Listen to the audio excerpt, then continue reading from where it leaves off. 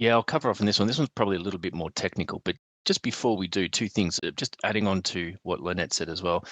Some statistics came out, I think, only yesterday of just how much cybercrime scamming really means to the Australian economy. And it's a very big number. We do get some pretty broad coverage from CFC in regards to their cyber policy. So that gives us probably broader than your average coverage compared to many other cyber policies. It's probably really important to say that not all cyber policies are made the same. So the benefits of the CFC policy really can't be understated. Moving on to this slide, this is a bit more technical. So one of the myths that this particular scenario helps to dispel is that I'm too small to be a target. Why would a criminal even know I exist, let alone come after me? The reality is these attacks are automated in 99% of the time. And a brute force attack, what that is someone who finds an IP address. They don't even know who the entity is at the back end of that. They just find some vulnerabilities.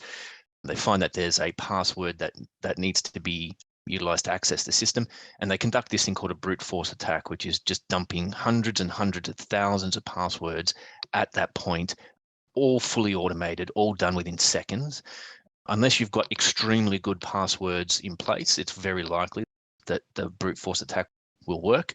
We can get much more technical on that if we would like. But needless to say, a brute force attack is very basic entry points or attacks.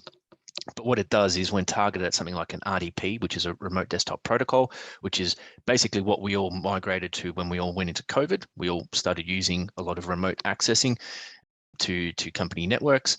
That remote desktop protocol allows that. So what you've got here is a weak password on an internet-enabled access point, and the school in this particular instance, again, as we can see here, had a simple password, and worse than that, it was the administrator within the school who had a simple password.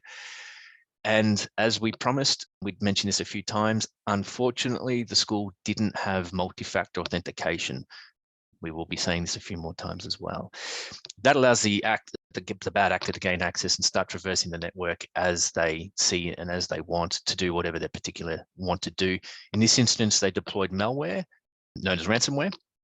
And in this particular instance, we don't believe that data was exfiltrated, and that's a big win because you can then start having some interesting conversations with them. So in this particular instance, again, CFC relatively uniquely have some decryption keys available to them. And what that means is that when you encrypt something, which is what the criminal's doing, if you've got the decryption key, you can unravel that. So your scrambled data now looks human again, and you can read it. What that means is that you can negate the need to even consider paying the ransom. And that's a very big win because there's a lot of attention on paying ransoms in the media right now. But what that also does is then it means you can move on from the negotiations. You can start fixing systems, which is exactly what this organization did. And again, a lot of the costs associated with that were covered by the CFC policy.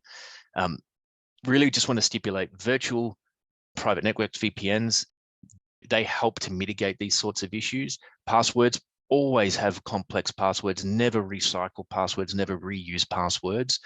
Multi-factor authentication is essential, and daily backups are even more important these days as well. Obviously, adapting and keeping your backups with appropriate protections in place as well, such as encryption and multi-factor authentication.